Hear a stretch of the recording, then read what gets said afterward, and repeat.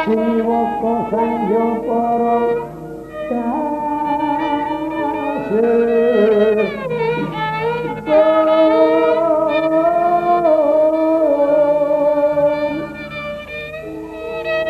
Aglar ning Cakrawala winulat nyelangu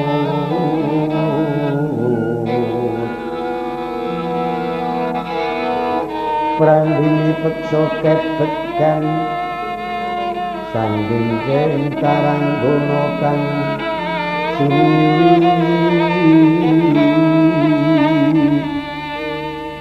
warata tanpa sela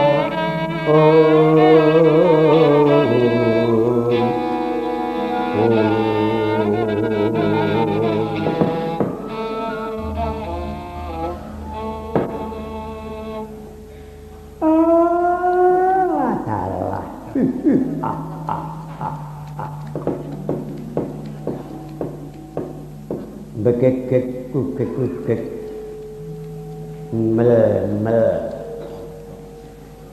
sadulita ma apa wong semene iki sing tuwek dhewe iki wing kowe lho ma mbok kowe iki guneman sak kelimah tumindak sepecak basane kena nggo tulodo anak putu ngono lho kok anggere arep omong ugek ya omong apa aku nek omong kaya ngene iki mau nyebut mbok ganti aku bosen bendina ngrungokke ugek lah ganti apa bujleng ngono piye lah bujleng ira ndeke buta mangsa Semar kok bujleng ya nyileh ngono lho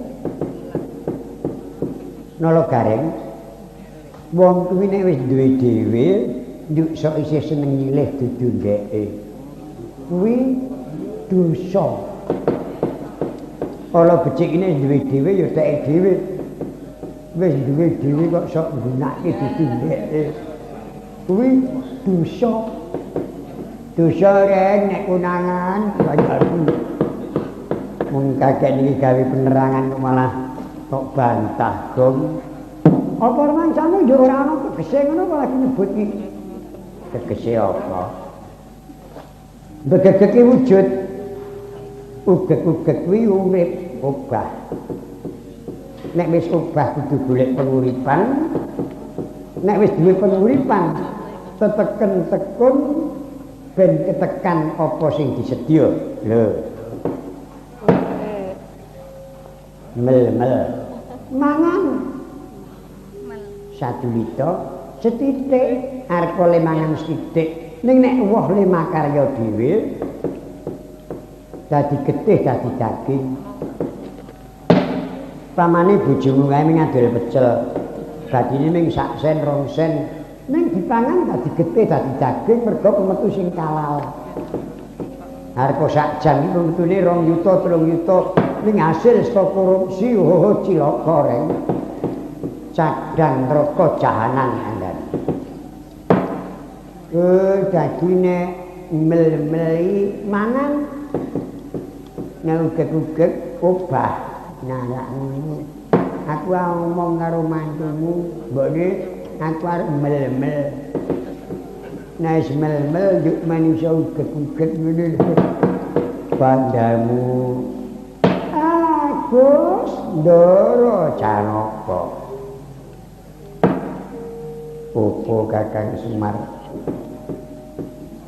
kula pun ngertos kumembenging Sungkawa Ndara niku mboten wonten sanes menggalih putramu Ndara Abimanyu Angka Wijaya larak ngoten to ning Gus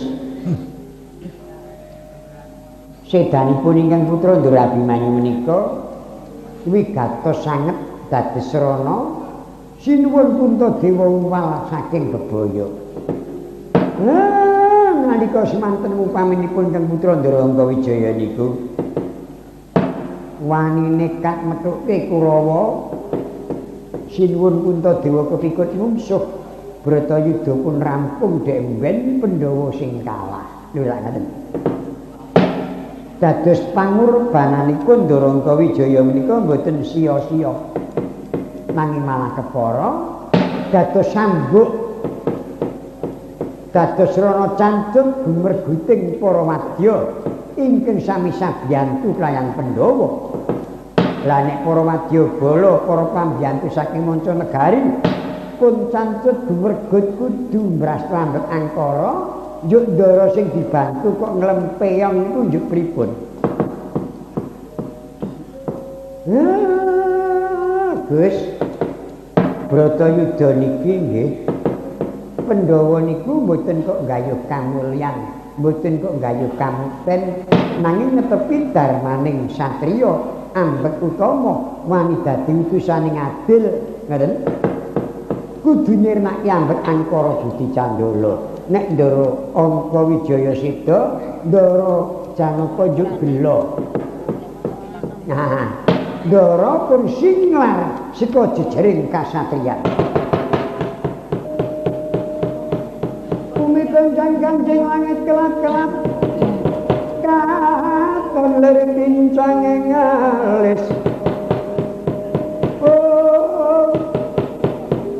Sang mawet kandrung sabarang kadulukir moyak mayik saking tias baliwon Dur Sumitra Tanoyo paran nang saya ringsun sak bagus Padang terang rasing panggalih Dian Arjuna dupi midhanget pengendikanira Ki Semar. Nanging dereng ngantos menyat saking Plenggan katempuh lampahing Maruta. Ora kaya pedheting Maruta Dian Arjuna kepapak harisaning para dumeksa saking Dandang Manurip. Eling-eling maka buta mambu gandaring satri mangrik lir Simona Bolawan. Jumedhil saking grumbul miyak lagalang-alang sing pendalin teguk nyandung mati nyampe pangkating jerket pating galaru pating karo piak swaraning proyaks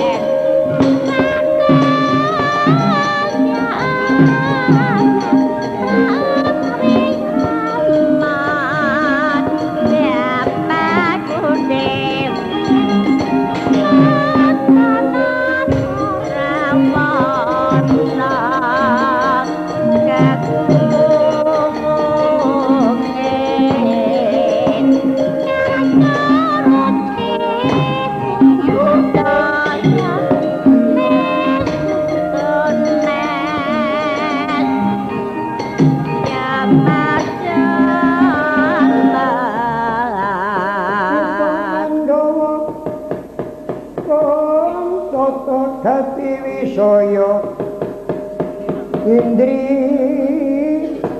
yaksa sara maruta bawana bana margana panca bayu warayang tining rana wisikan gulingan lima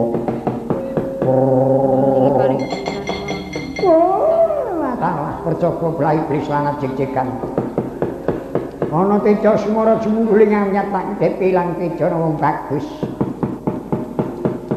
ngaku sapa jeneng Dewa sapa jeneng sapa jeneng Dewa sapa jeneng sapa jeneng babu takoni pelek wong guneman ayo ngaku-ngaku radul ora mengkono buta pitakun ngampyak kaya wong julung getak kaya wong gusah manuk balik suruh binti aku takun kowe buta ngendi kamu sapa pracikamu babu takoni ora enggal ngaku malah dadi takon junjung dongko ora katon widodari kang nang ngarepanku buta sangetu papane dongko najan lagi buta buta sembarangan nanging buta tetungguling yaksa buta ngendi kowe enggal ngaku Anggeleng prajurit sapa kayangan dandang mangure dikya kala pecat nyawa ki ngaku pamadyaning Pandhawa Satya Madukara jenengmu ora ana jeneng kasih katon babu sudah kesocer bagus samu kasih muden Arjuna Dananjaya Janaka mengulon barangmu tindak nyang endi ngetutke lagu ning sikil nuruti budi pengangan angon kedheping netra babu penjangane lumaku ning manungsa tanpa jijukan dan murung satru jaya dalem bali. Bali ora kena wacut. Ora ana gawar kenteng balik ki wong mlaku. Ora perlu gawar kening sirah buta pating jenggelek. Sirah buta pating jenggelek tak sampar tak sandu. Ana rambut lubet sikilku ganggul aku tak candak tigas janggane. Mungsu ngrango pusaka. Buta tata gati wisaya kalana kalayatan maringkut-ringkut kabaliging rasa somadura rupa adalah percokop lahi briswana cek-cekan ora kena ginawi becik wani muncul dening aku den apa musing tak udin ado ndak sawat tak sahut sabet kemudrajur pandang dibantangan jengkelang janggan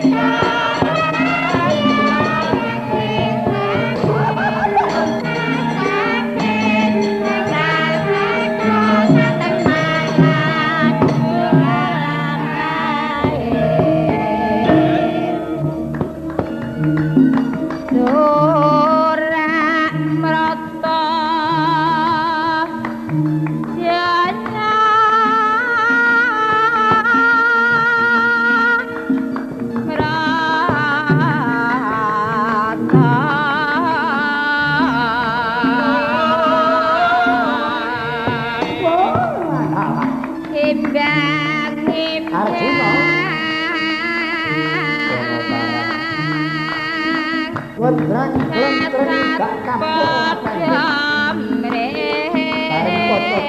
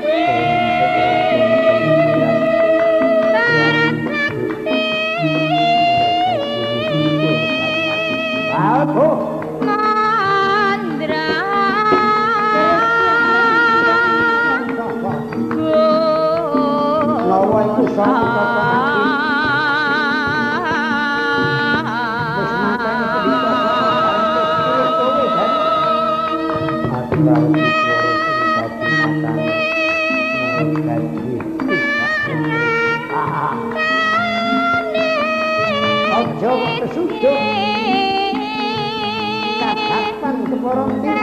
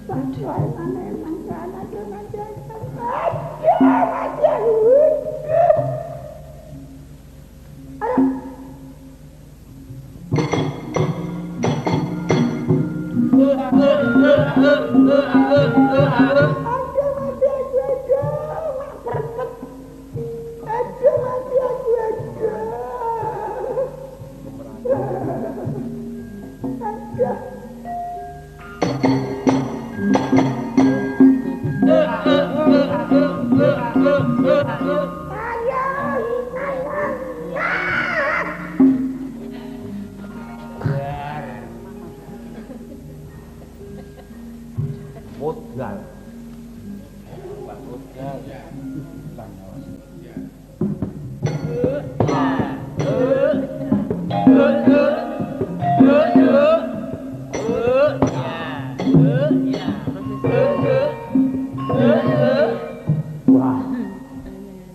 Gledheke sapa kok gledhek nang kene iki ya. Kancaku.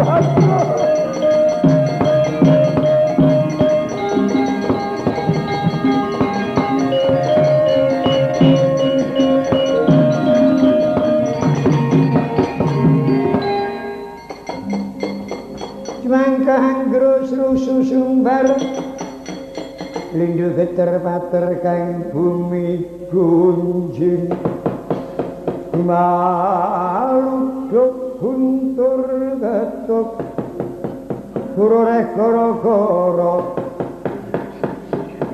pindo belah bumi gunung manggut-manggut jalo drumok mawalian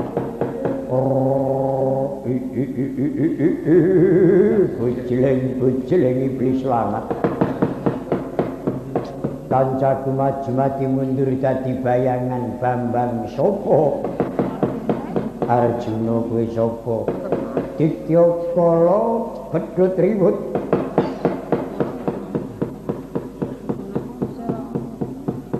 tumrap wong negara pring sedapur cetok milih sing lempeng rampeten karo sing bengkong aku ilak ngupakini kancaku kapura ngarsa leganing atiku wani musuh aku apamu sing tak wedeni ngemping loro gede pati druhun adoh sawat cedak saut pedhut bangkeamu rimah-rimah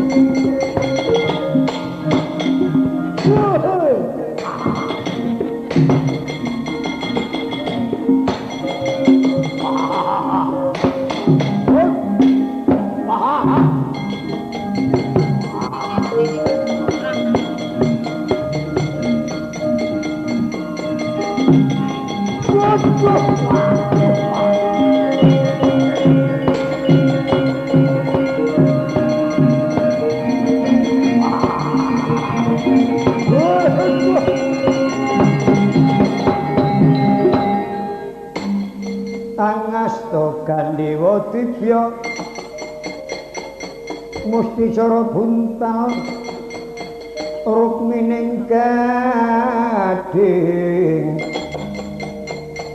tek swara tumilan murup kumilat ngarap-arap mancat ngayat ing embat-embat byo tumandu susila sinuk menglogo lepasing brojolir tadit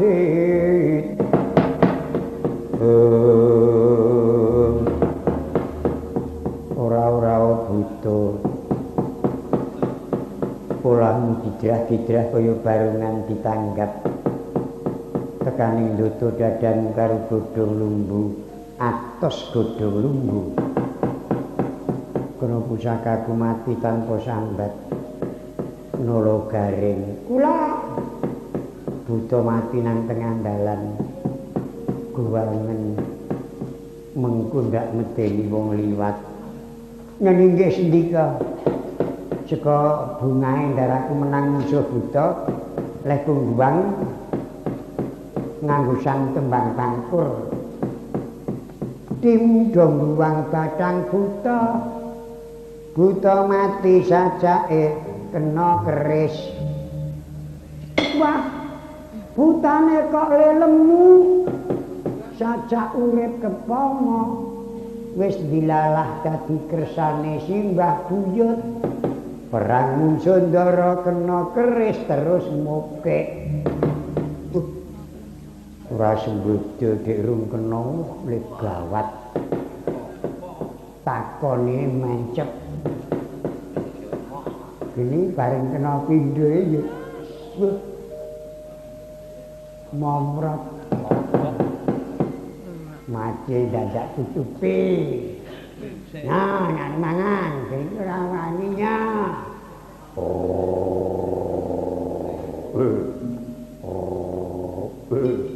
oh iya ndara ngapusi opo buta urip iki kan padha karo aku arep pakake buta buta niki wis mati napa isih greng-grenge padakan wong buta kaya ngono kok dianggep urip iki wis mati guwangen nolo garing mrene nek ora percaya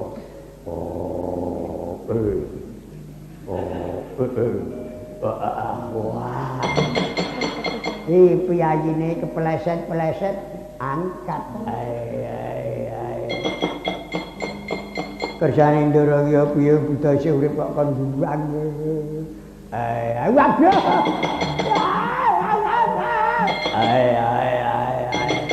terus ayo mlayu wae terus butane galak ana pira-pira dintekke wis ento ya dikaine ya arep ditumpuk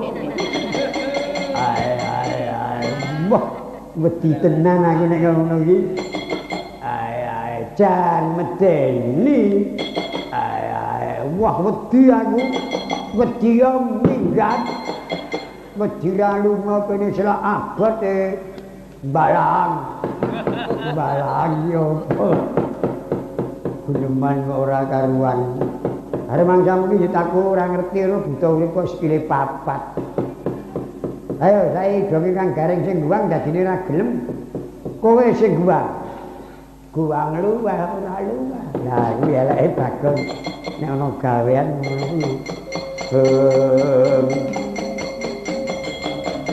uto gati wisaya kalono kalayatan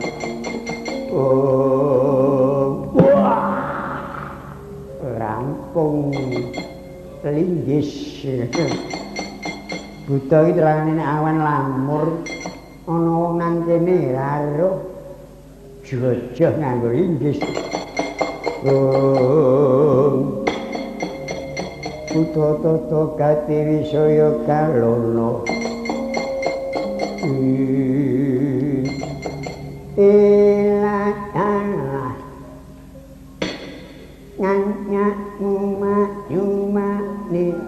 nyanya nyuma ni mundur nani panyangan nen sapa jenengmu Arjuna budhek takone kok meneng wae nen sapa jenengmu Arjuna budhek wong sing budhek awake dhewe malah ngarani ndara ngarep ana wong iki lah komplit kowe iki ya budhek ya lamur wis ket mau nang kene padake kowe iki ya buta ya Ya buta. Apa kaya ngene kok bligo. Ngono nesu. Jenenge sapa? Dikya kala Limanganggur. Hah? Dikya kala Limanganggur. Ambok dolan. Jenengan kok kala timbang nganggur. Dolan. Lanang kok wedok kok kowe iki? No lanang kok ngene kok wedok. Dene bojo. Pindho lek iki bojo. Dene anak. Piro? 3. Wedok iji lanange 2. Sing cilik wingi tak tetake. Nanggap bayang. Gratis. Kowe dhewe wis tetak. Wong edan iki. Wong anak ni bojo takone tetak. Lha iso lho wis di bojo di anak burung tetak. Ning ya wis to. Wis. Ora ngandel aku. Wah, aku tok paido to. Keronto-ronto aku nek tok paido pandhak kirung tetak. Aku ucul kok aja. Lanjut arep udara ya nyilakani wong. Anek jenengmu ki apa? Jenengku Petruk. Wah, jeneng iki mung Petruk. Petruk dimengke. Kiramu iki lho. Ping demenake.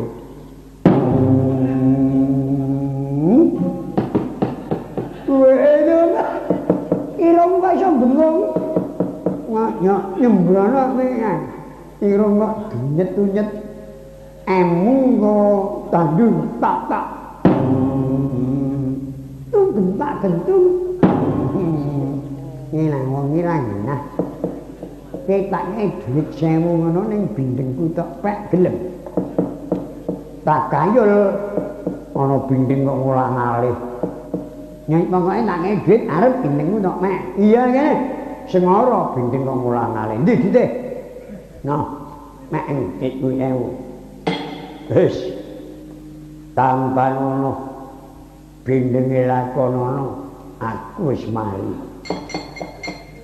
Ora ngandel nek bindeng kok molak-malik. Kok iya? Ora cilaka iki aku. Nek bindeng tenan aduh nampa 1000 bindeng. Mau aku sing tak del suarane bindeng. Rang. Ngarang. Ngapa kok bebindengan iki, Truk? Nyame gak nyeneng bindeng-bindengan kok. Nek tak ngei dit 1000 ngono ya arep ngarep. Kok dengaran? Nek adate tak utangi ora entuk kok aku ora nembung kok tak tangani. Nyamoke arep. Arep nih. Wis lakonono kono rek. Nek dengaran itu kok mau arep. Oh, kuwi duit marake bindeng. Mulane duite dikek-kekke ngomong. Kang, dik kamu marake bindeng wis doyan. Tak kayul bindeng kok iso mulang alih. Bindeng iki jinise kok. Napa kae arep nih didik. Wis kono kok lakonono. Ora ngandel bindeng kok mulang alih. Muinya ina buang. Bah, nek ndelok lewon mlirik ya mani-mani. Tak enteni 2 menit. 2 menit ngabar. Tak wis 2 menit ora nek marake bindeng. Mau nyai iki marake. Pancen duit marake brahala. Bagong nun kok ana duit 1000. Dek sapa? Kagungane Ndara. Apa iya? Nggih gogrok. Dek Ndara perang wae. Kok ora tok jupuk. Ajrih. Ya wis jupuken peken. Mboten. Nek diparingke nggih mang jukuke mangke kula tampanane. Ora memper darane kok dikongkon. Mboten purun nggih mboten.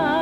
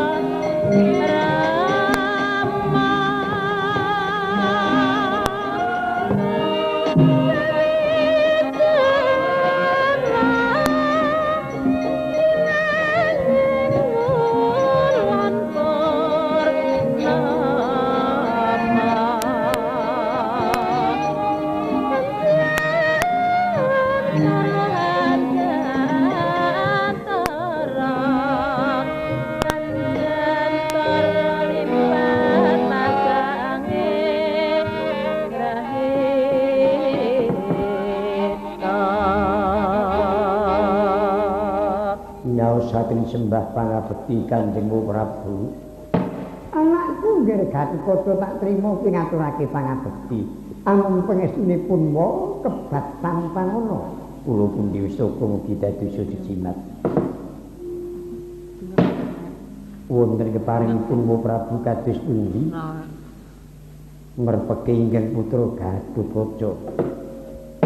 Gatotkaca wonten dawuh. Nalika semana para Pandhawa silenggah ana negara Ngamarta. Prasetya munadyan kowe iku mapan wong Pringgondani nanging saguh rumeksa kamidaganing Pandhawa. Apa kalenggan idi tekad ingkang kaya mengkono mang durung gumingsir saka telenging nala nggih Gatotkaca. Kapura malah raket rumaket wonten saklebeting manah kula. Ingkang kedah kula rumeksa kamidadaning pepundhen kula para Pandhawa. Gatotkaca kawula nun pun wa merpati marang jeneng sira. Pun nampa pradulane para abdi ingkang ndak percaya niti kahanan sakjroning musuh. Inggih. Kelenggan iki lelakon gumlaring paprangan Tegal Puru gawat. Sebabipun miturut kawarta kang ndak tampa saksedani panjenengane Paman Pandhita Druna. Senopatining Prang Negara Ngastina Yayi Prabu Ngawangga, Yayi Prabu Karna. Inggih, lajeng Yayi Prabu Karna iku duwe pusaka jenenge Kuntadewasa. Janji dilepaske kudu entuk gawe Kuntadewasa iku. Jalaran lumepasing pusaka Kuntadewasa sinartan mantran sakti. Dadi senjata Kunta iki lumepas kudu entuk gawe. Nanging keciwane Kunta iku janji wis bisa mateni wong siji kudu bali marang asal mulane. Inggih. Monggo Yayi Prabu Karna prastyane karo Ibu Kunti Tanibrata. Nalika jamane Ibu ngrapu karo Yayi Karna.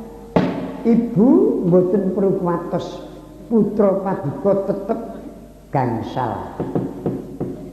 Benjang kula sedya tanding kaliyan Arjuna. Yen Arjuna ingkang pejah, putranipun ibu tetep gangsal. Kula Kuntadewa Werkudara Nekula Sedewa.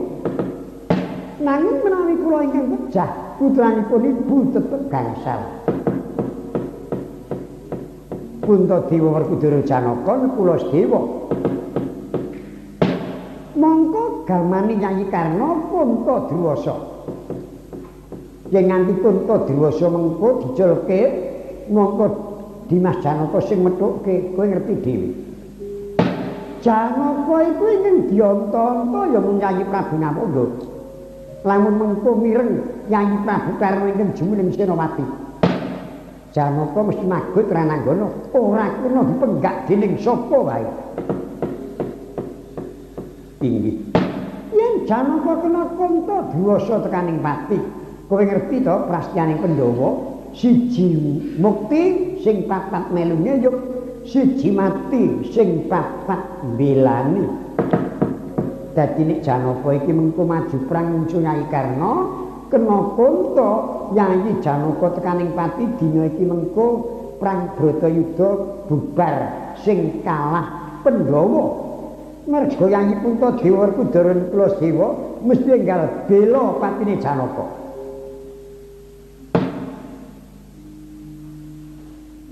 Upaminipun sanesipun Paman Janaka ingkang ngajengaken. Nah, liyane Janaka njuk sapa sing wani karo Prabu Karna? Wirikata risang Gatotkaca Kinon mapak arka suta tekapira kresna Parto manahir muji satinira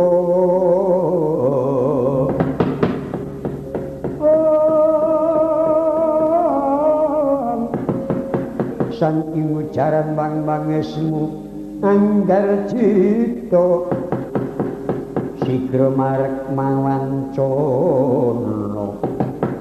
Bagya mawancana yang ana pakon Ripatik Narpati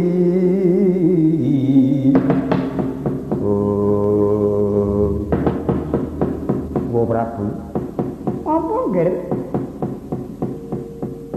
kaparing kula ing majeng dhateng paprangan Tegal Kuwu mapagaken Mo Prabu Ngawungga menika mumpung tesih wanci dalu Paman Janaka dering priksa menawi Adipati majeng dhateng paprangan. Tekadmu apa kok dadi wani medhoke? Wigatos sing manah kula namung jadi kamijenganing Pandhawa. Kula purun dados banten watun Pandhawa waliya maing jati. Awit Wa Prabu paring pangandika. Wa Prabu Karna nglepasaken Kuntadrawasa yen ngantos lumepas angganipun Paman Janaka sida sedanipun Paman Janaka prang Bratayuda rampung Pandhawa ingkang kawon. Iya.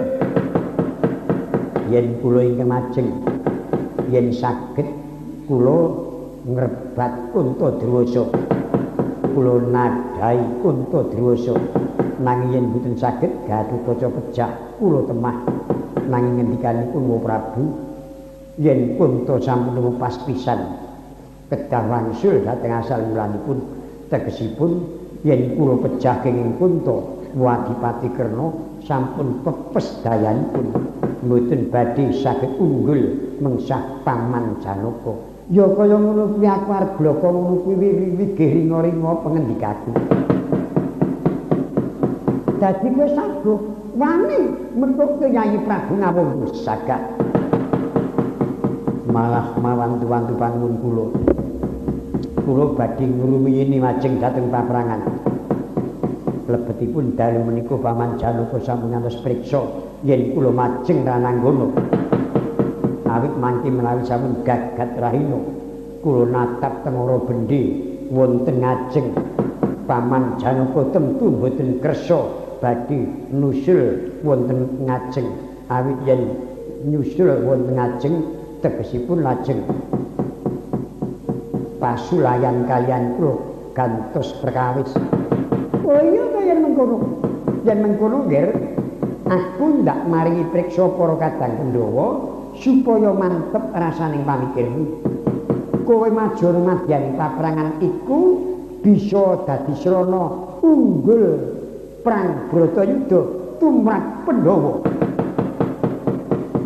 Syukur kowe bisa unggul jayamu, nanging yen kowe ora bisa unggul jayamu, kowe bisa nyingkirke bebaya ingkang bakal tumama Pandhawa. Kawula namung keparing uga nyuwun pamit Kanjeng Ibu Dewi Arimbi. Ya nggih, ingkang prayitna nyuwun pangestu Kanjeng Prabu.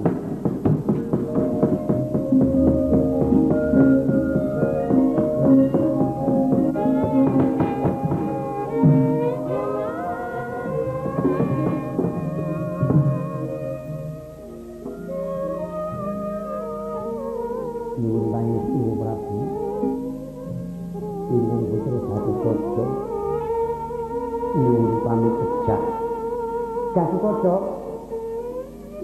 aja kaya ngono usahmu lho. Kowe nyuwun pamit nyuwun pangestu kula majur madyan rana netepi darmaning satriya. Rumeksa kali dadaning Pandhawa mun tak watesi mengkono aturmu kula. Inggih aja pisanting tak rasane dadakan ati. Mergo pancen pati iku dudu duwekmu ya dudu duwekku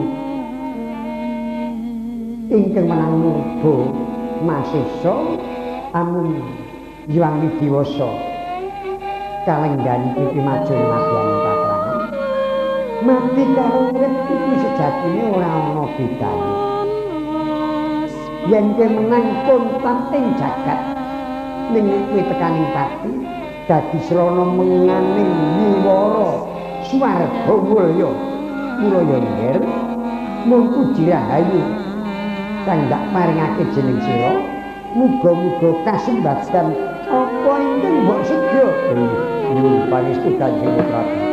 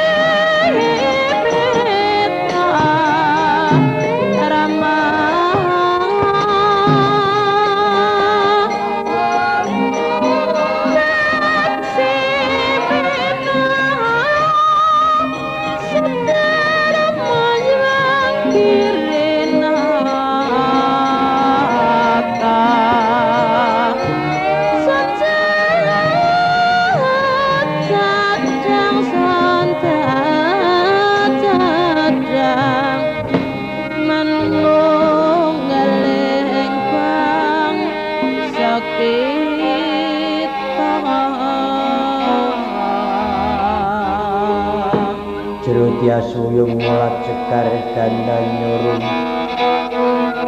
Hanya rujit nololi nalitan bangkit lali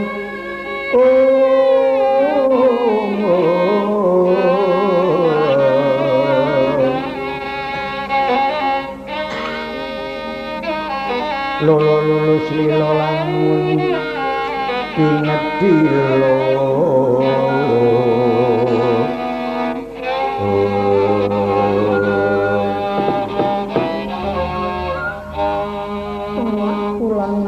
Katul kaca kowe padha kanthi raharja kula nuwun pangestunipun Kanjeng Ibu mboten manggi sambi kula sowan kula sungkeming pangabekti konjuko sahandaping padha Kanjeng Ibu Dewi Arimbi yo tak trima kula oh la dalah anggere kaca negara wilujengger inggih pangestunipun Paman Prabu Kesa mboten manggi sambi kala. Syukur. Ana wigati apa nggih Gatotkaca? Engetku iki ana ing prang Bratayuda. Teka kowe bali ana pring gondani. Bareng munjuk ngersut paduka Kanjeng Ibu. Suwan kula ngersut dalem Kanjeng Ibu kalenggan menika. Kula nyuwun pangestu kaparingipun Prabu Bathara Kresna bata ing Pandhawa rikalenggan menika kula jinunjung jumeneng Senopati majeng madyaning paprangan mapagaken Senopati ning Kurawa.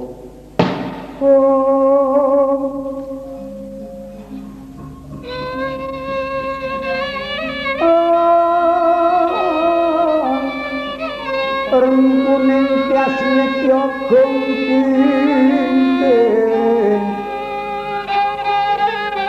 lir sudomo surentang padang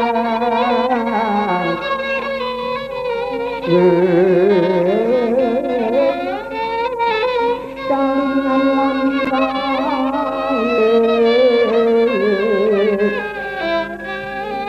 mega mendungan ayu lelayu dia hangrani kekesan dak praloyo tanganmu kang tinemu jroning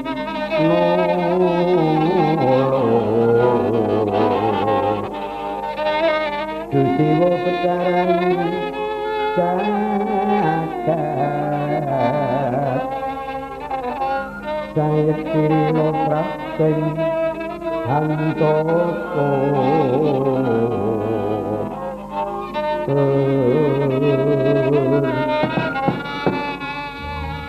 anak punjer katuh koco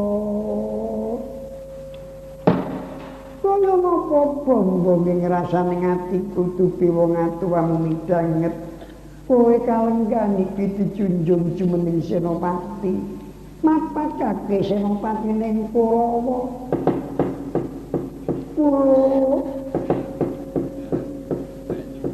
jumbuh kayanitan jamanku kowe kang tak hutang-hutang ingkang nakala isih Joko tumorak tumaruna tak gembleng katidayan kanuragan tak kadang besok diwasane kowe dadi satriya ingkang utama netepi darmaning satriya ngayomi sanjo para kawula ora wedi mras lambet angkara budi candala usana tekaning perang gedhe ngarang Baratayuda kowe pinercaya jumeneng Senopati pertanda para pepunden percaya karo kowe pertanda kowe satriya ingkang kesinungan kaprangiran kang linuwih awit lamun kowe ora linuwih katigdayanmu pangeh kowe pinercaya jumeneng Senopati kula waduh ibu pepunden kula nalika ibu tedhak saking pelenggan waspa mijil saking padoning netra gegruntolan gelarapan manah kula wastani ibu badhe nyandung nyrimpet lampah kula angging kuban majeng rananggono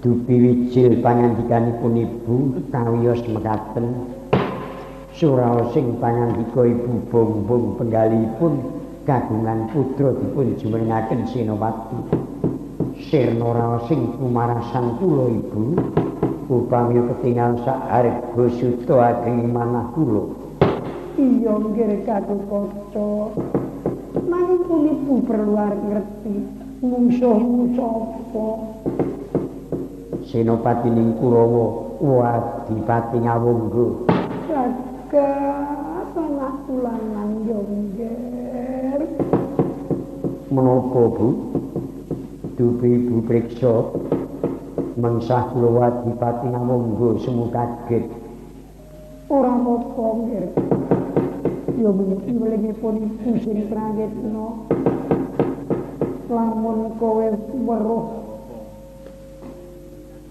Kakang Prabu Ngawangga ngasta pusaka ingkang mawa cahya kowe aja wani mapakake kowe kudu nindani ya kula inggih sendika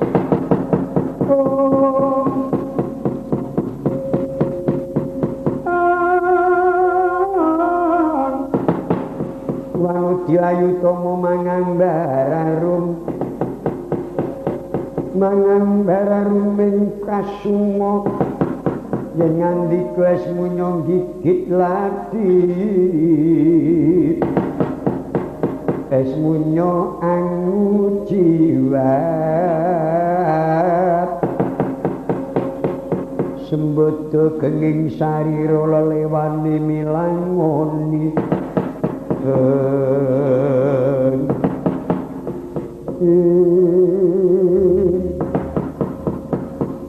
bareng matur matur anggir Prabu Kacanegara menapa paman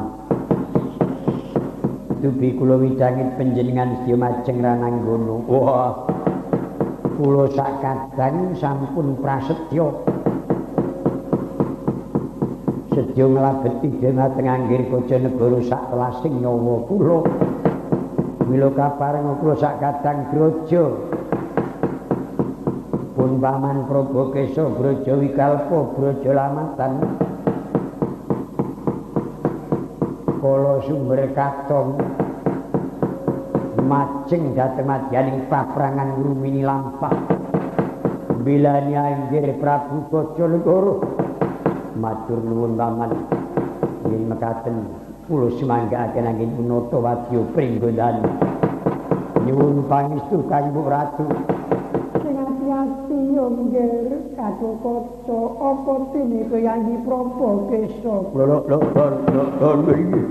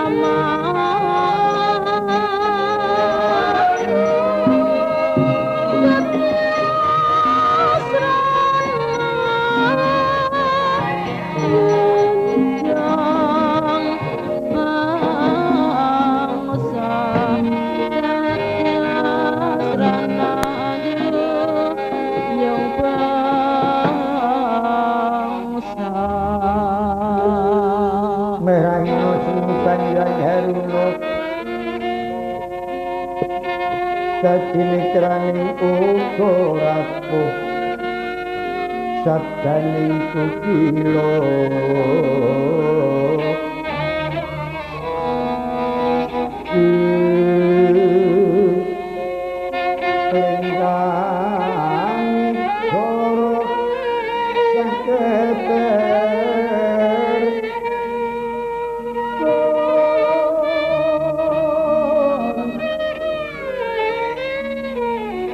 dengan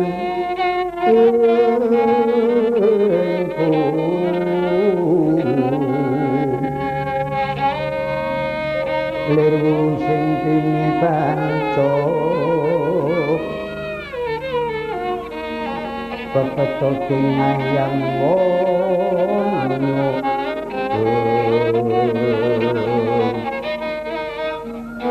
merapatkan mangu bermoron raboso ring kusumo parayan hari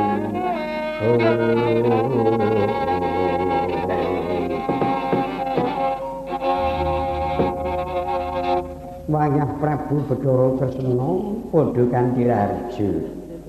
Kula inggih pangestunipun Kanjeng Hyang Prabu Matswapati boten manggi sambikala. Sena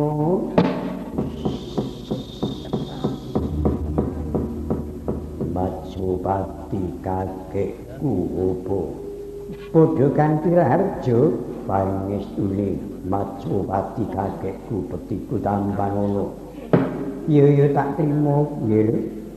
Arjuna putuku mung bagus padha kanthi Raharja. Nulmangisanipun Kanjeng Hyang Prabu pangabekti kula kunjuk. Ya tak tampa. Koko Prabu Bathara Kresna Raharja manjing pakuwon randu watangan.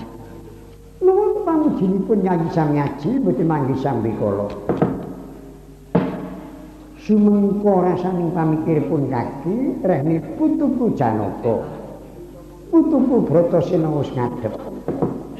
Parang lakuning prang Bratayuda Jaya binangun daya-daya.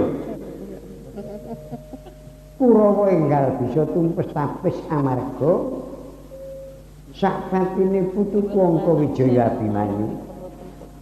Para satriya ingkang bantu Pandhawa ora saya ngendhoni kendhenging Gendhewa malah saya ngencengi kendhenging Gendhewa.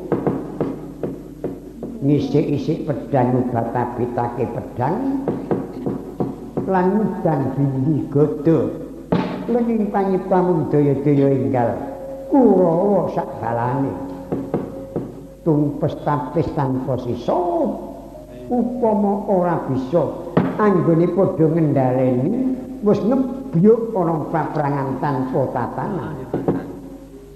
Wayah Prabu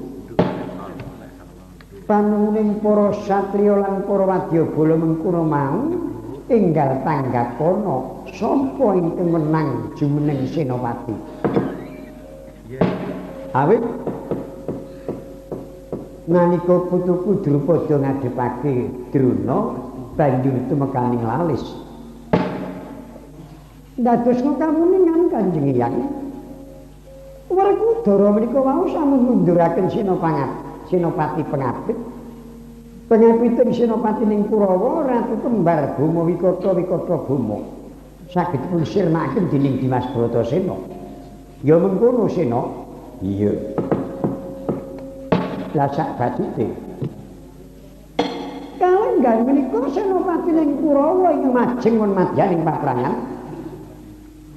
Yai Prabu Ngamangga Basukarna kula nggih. Lah banjur sapa mung suwe? Yen Karna kakangku tandinge sapa? Bobo aku. Dudu kowe Werkudara. Sebabe Yai Karna iku perjurit panah. Kowe godho. Kowe nek ngempake godho ki nek adu arep ora iso. Dadi iso nitih mungsuh ki nek cedhak. Ning nek saka kaduan ora iso namake gamane. Mergo godhong kuwi namake kudune cedhak. Monggo Yayi Karna Jemparing bisa nyernake mungsuh saka kaduan. Nganti ora aleng. Nek godhong iki le iso ki cedhak. Adu arep ngono. Ora adu arep ya iso kok. Lha dituthuk saka mburi ngene. Bandamu ya ngono. Yen mekaten menapa kula Koko Prabu dudu kowe. Lah banjur sapa? Dados nukangan Nyanyi Prabu Karna nggih majeng dhateng paprangan wancinipun dalu. Kula mboten maiben Dimas Janaka menika yen Jemparing titis. Sampun malih kok janggani manungsa rambut dipun Jemparing Dimas Arjuna saged sigar. Nanging menawi wanci latih tur wonten paprangan inggih kedah ngayomi rowang damel risaking barisaning mengsah menika kula iso dereng pitados. Wale-wale menapa Yang Prabu? Dupi kula rembagan kaliyan pun Gatotkaca. Gatotkaca sagah jumeneng Senopati menawi Gatotkaca kula pitados mergi prabanipun Gatotkaca mencorong saged kangge damar wonten madyaning paprangan. Andhet Bima kena Suyaka Sudipya sawara-wara umbul katanira pitung kedhit ing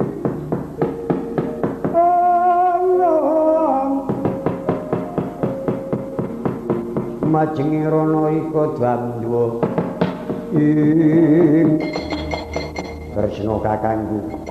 Apa? Kok dadi Gatot kok dadi Senopati ora rembugan karo Werkudara. Yen men kuno apa nglorope Gatot. Lho kosek-kosek. Jroning perang Bratayuda ana madyaning paprangan iki Purba Pangwasa nek bab ndapuk Senopati kuwi aku. Werkudara tak dapuk ora kena mingkuh, Janaka tak dapuk ora kena mingkuh. Gatotkaca ora perlu aku taran bapakne ibune. Mapan kabeh satriya sing ana paprangan iki dadi panuwasaku. Prasetya menat kala perang Bratayuda arep tumapak, apa kowe lali? Teko kowe sak ora percaya karo Kresna. Ya. Alah. Ora sembodole. Nyonol-nyonol. Bareng kira-kira rembugan kalah. Yeah. Ya ngono kuwi kok nyalun di wangsulik wah. Wah, aku nek ngono kuwi. Ora andel aku nek ngono kuwi. Bareng di wangsulik yo. Yeah. Kowe iki ngomong ki apa, Gareng? Kanca kula kok piye to Bathara Kresna kok dadi Gatotkaca sing jumeneng Senopati? Inggih Koko Prabu. Panjenengan kula aturi pitados Gatotkaca majeng wonten madyaning paprangan Klenggan menika badhe dados srana kemenanganing Bratayuda tumrap Pandhawa. Tenan Kresna kakangku, tenan ora goroh pun kakang. Dadi supaya bombong pamikire malah botohana wae anakmu. Ya. Yen mengkono aja nganti lalu mangsa enggal padha tututana. Lan kowe Arjuna kudu lila lahir batin, ora kena kowe lumpa nang barisan ngarep. Jalaran satriya madyaning paprangan lamun wis jumeneng Senopati. Ana ingkang jejel saka mburi iku bakal bisa ganti bubukan, ganti perkara. Inggih kula kantun nderek. Kula namung badhe memuji dhateng Bathara mugi-mugi Gatotkaca unggul jayanipun. Kantun pinarak dimangga suka Kanjeng Hyang saha Yayi Samyaji. Kula nyuwun pamit majeng madyaning Suramadya Raga. Yaya mangsa Buddha ngger Bathara Kresna nggon ngayomi putuku Gatotkaca. pangestu tak jaluk Majapati kakekku. Ya Bratasena nyuwun pangestu Kanjeng Hyang Arjuna aja kurang pranyitna nggih.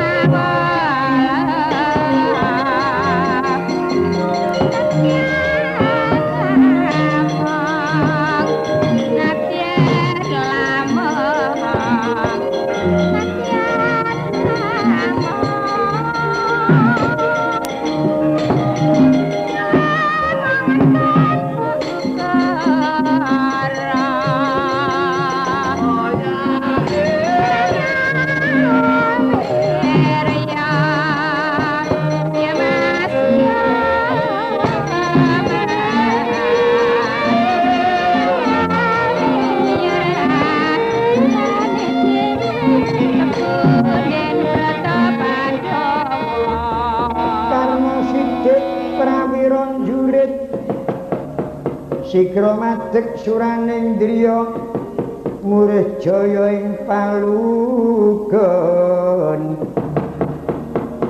tenira perang muka lumawan risang pandu siwi nadyan tomaksih kadang ingkang nunggil ibu wit ngandhemi prasetyanira denyo sagambilani risang Kurupati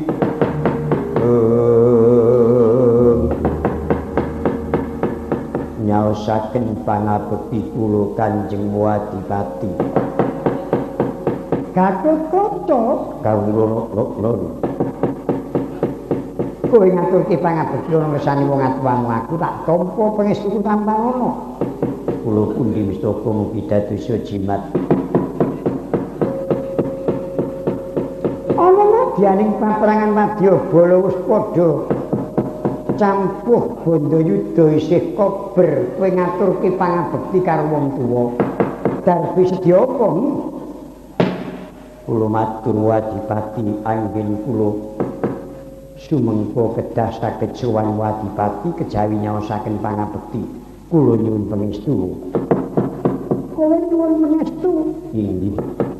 Kalenggan menika kula badhe jumeneng Maha Senopati. Kowe njaluk pangestu nggonmu arep dadi senopati. Inggih. Methuke senopati endi? Mapakaken senopati ning Kurawa. Sakita kula tumpang katigdayan kula. Gatotkaca kula. Kowe nyuwun pangestu karo Pandhawa nggonmu jumeneng senopati. Methuke senopati ning Kurawa. Inggih. Mongko senopati ning Kurawa kuwi aku. Nek ngono kowe njaluk pangestu liar kanggo mateni aku ngono. Iya. Nggih. Ngaten menika awrating awrat jejering satriya. Yen Wadipati Karna kaliyan Gatotkaca menika tetep pepunden kula. Wadipati Karna pepunden kula mboten wani. Nanging satriyanipun satriyanipun kedah boten saged mawas sinten ingkang dados mengsah kula. Najan Wadipati pepunden kula mapan kelenggan menika dados mengsah kula kedah wani. Mila kula nyuwun pangestu mugi-mugi boten wigih ringa-ringa anggen kula nandhani kurdanipun Wadipati. Ku anakku nggih Gatotkaca. Kowe senadyan satria kang isih muda nanging kena kinarya tepa tuladha bisa misah-misahake iki butuhing kulawarga iki butuhing kewajiban. Kowe nyembah sungkem karo aku mergo pinetepi dadi turunanku. Nanging nek kowe netepi dadi jejering satriya ora wedi karo sapa wae kang ana ngarepanmu jer iku mungsuhmu. Kula nuwun inggih. Sirnakno wigiring-ring ora nek ora kena kundurke srana becik. Tembarono kadigdayane nata monggo kula dosi Wadipati.